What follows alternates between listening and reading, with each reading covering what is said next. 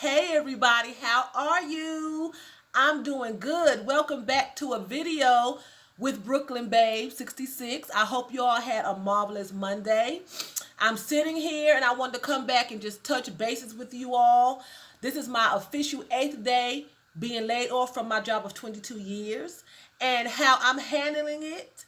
I am eating, looking at Netflix, and I'm talking on the phone. That's what I've been doing, you know? And I've been getting information here and there about the shutdowns and everything. And I believe in North Carolina, we have a mandatory shutdown of being in the house by 5 p.m., you know? And in order to make America great again, we have to be alive. So I would like everyone to please go home. You know what I'm saying? Go home, be in the house by 5 o'clock. A lot of people don't like to follow authority, and I think it's because of who's telling us to do it. You know what I'm saying? Because when it snows here in North Carolina, for the most part, we are shut down, and people stay in the house for days on end. They don't go anywhere. You know, they know it's dangerous to drive on the ice. It's dangerous to go out in the snow. You know, those things are closed. They stay in the house for their safety. The children don't go to school. You know what I'm saying? So for our safety, the government is telling us to stay home to try to get this thing under control, and no one wants to listen. What's the difference of the snow days versus the virus? Either one, you could die in either one. It's dangerous. You know what I'm saying? So, me, myself, I'm following it. You know, if I'm out and I have to get home by 5 o'clock, I'm trying to truck it back to the house by 5 o'clock.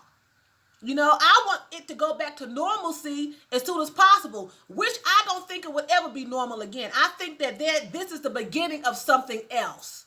I think once this is over, there's going to be something else happening. And that's just my opinion. You know what I'm saying? That's just how I feel.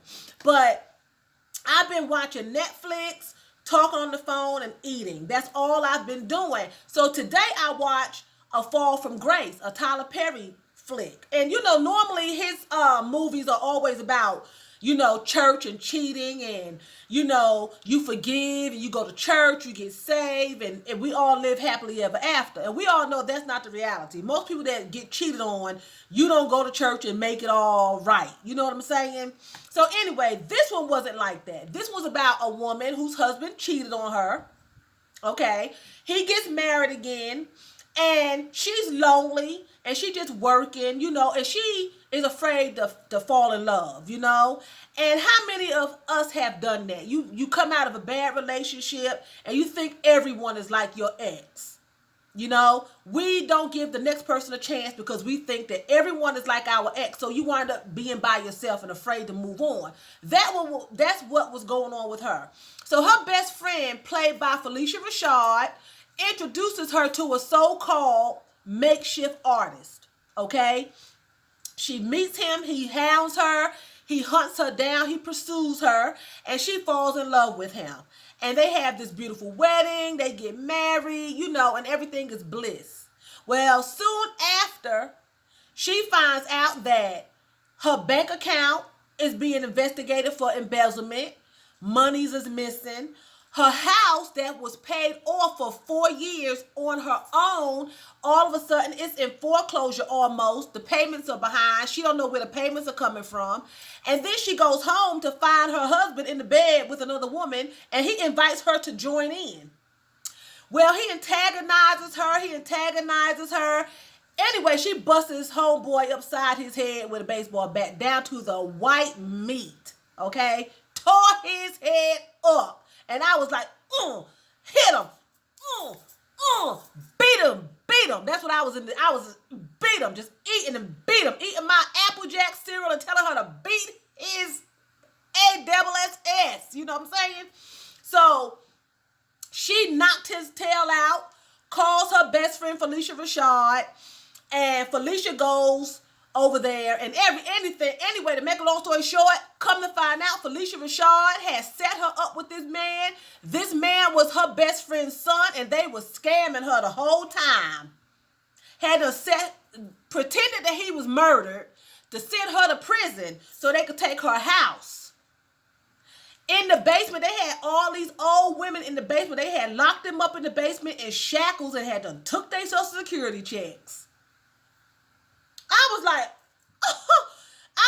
oh my God. See, you can't trust nobody. This is real life stuff. It may be on television, but you can't trust nobody.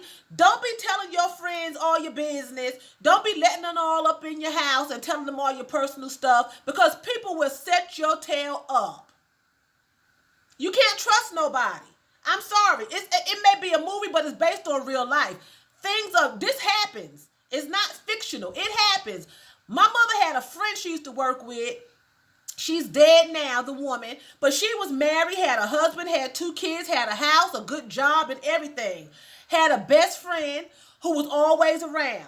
How about the best friend wind up with the house, the husband, and the 2 kids? She dead now.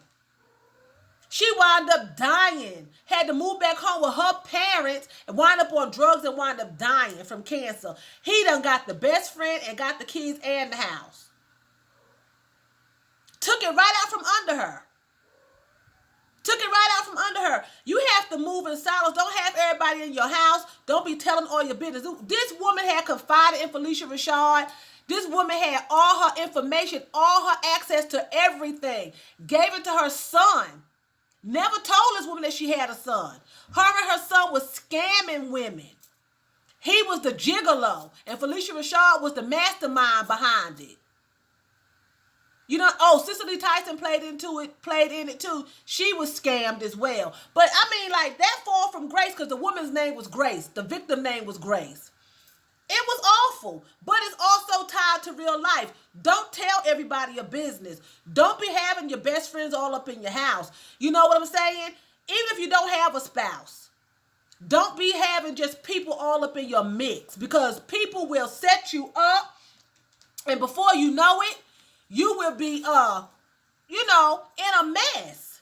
You just can't trust people. That's just how I feel. You just can't trust people. People may say, well, that's just TV. Tyler Perry made that movie. But a lot of these movies, y'all, are based on real things. Events and stuff and experiences that people have had in their lives. It's a lot of people out there that take advantage of people, older women. You know what I'm saying? Even though, older men don't hit on me. My ex-husband, Kingsley, my husband now, they're younger than me. I've always been hit on by younger men, and older men don't approach me.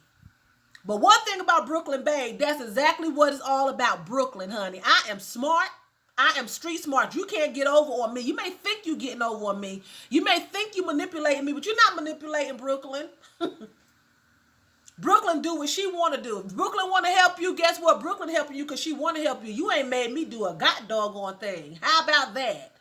This woman fell so head over in heels in love that she didn't know. A lot of times you do things for people and it's not right. That you're not being used. You're just being a nice, kind person and you're doing things for him. But she did not know he was stealing from her behind her back. Had done signed off her house and took out a mortgage on her house. You know what I'm saying? Had girls in her bed and the girls talking about, that's your mama. You know what I'm saying? I mean, you got to be wise. The Bible tells you to be wise. There's nothing wrong with being in love with somebody younger than you or older than you if you're younger. But you got to be wise. Don't just be stupid and just be like trusting them with everything. Do not. Because you can get burnt. Everybody's not like that, but you can get burnt. You know what I'm saying? And then when it's time for you to love someone else, then it's hard to love someone else. It's hard for them to come in because you don't trust them. You got this wall up. And she had that wall up. And in this case, she should have kept that wall up. But, and then he had stole another old woman's identity. She was an artist. She killed herself and he stole her identity and he was acting like he was the artist. He couldn't pay. He couldn't draw a straight line. He was a big thief. Him and his mother was a big thief. And this happens all the time. I was all into that movie. I was like, oh my goodness. Oh my God. That was really good.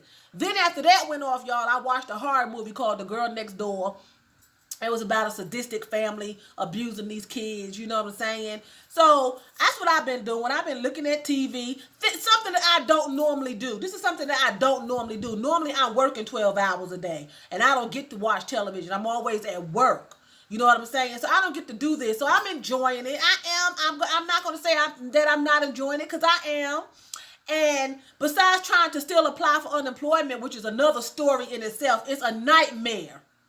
If any of you all that's laid off watching me has gotten unemployment, kudos to you, because it's a nightmare trying to even get online. It's always crashing. It's a nightmare. Me and some of my other coworkers have not even been able to draw yet. And we've been laid off now going on 2 weeks coming Thursday. You know what I'm saying? So it's a whole mess. But you all have a wonderful night, a good evening. And I want to say vielen Dank. That's thank you very much in German for watching me. And I also want to say choose. That's what? That's bye in German. I love you all. You all have a wonderful, wonderful night. And I will talk to you tomorrow on my official 9th day layoff.